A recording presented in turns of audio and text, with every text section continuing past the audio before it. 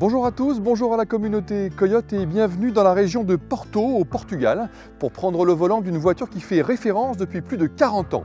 En voici la 8e génération, la nouvelle Volkswagen Golf est à l'essai aujourd'hui sur la chaîne Coyote. Non, il ne s'agit pas d'un restylage. Malgré les apparences et la présence d'un montant de custode bien épais, cette 8e génération ne partage rien avec la précédente. Plus longue de 2 petits centimètres et plus affûtée, elle s'en distingue par son logo redessiné, sa calandre affinée, ses optiques plus effilées et son patronyme flanqué sur le haillon. Bref, si l'allure générale évolue peu, l'impression de robustesse est toujours bien présente.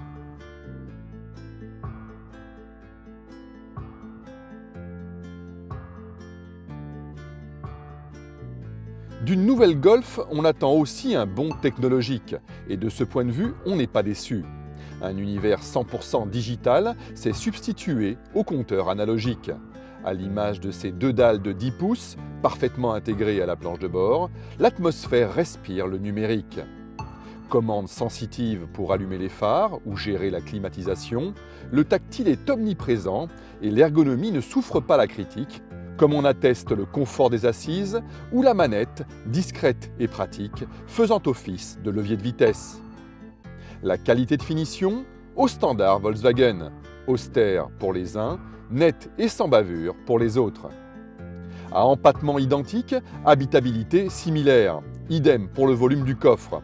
Comprenez que la Golf 8 n'est pas plus spacieuse que la Golf 7 et qu'à l'arrière, il faut toujours composer avec le tunnel de transmission prévu pour les versions à 4 roues motrices.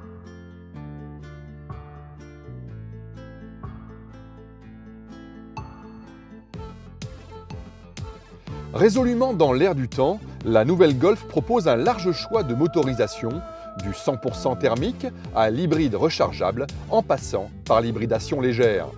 Le diesel, comme ici, a même toujours le droit de citer.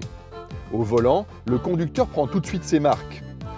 Si elle manque un peu de dynamisme, cette 8e génération inspire confiance et son confort de roulement donne envie de voyager loin. Quant à la boîte DSG, elle se révèle toujours aussi plaisante à utiliser. La dotation high-tech intègre l'affichage tête haute, les phares Matrix LED anti-éblouissement ou le régulateur de vitesse assorti d'un système prédictif calé sur les panneaux de signalisation et les données fournies par le GPS. Enfin, la compacte de Wolfsburg reçoit un niveau de connectivité inédit dans cette catégorie.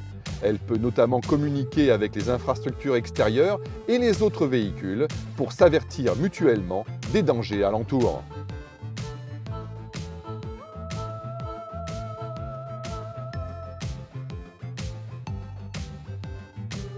Commercialisée en mars, la Golf n'a pas encore fixé officiellement ses tarifs, mais on sait déjà qu'ils évolueront, sans surprise, dans la moyenne haute de la catégorie.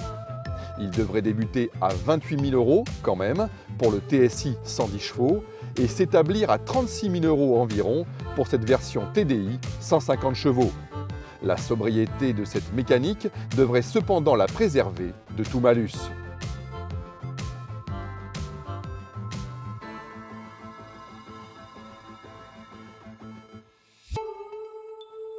Finalement, la Golf 8, c'est la Golf 7, mais en mieux. La valeur étalon qu'on achète pour être sûr de ne pas se tromper. Déjà vendue à plus de 35 millions d'exemplaires depuis son lancement en 1974, la berline allemande est promise au plus bel avenir. À très bientôt sur la chaîne Coyote.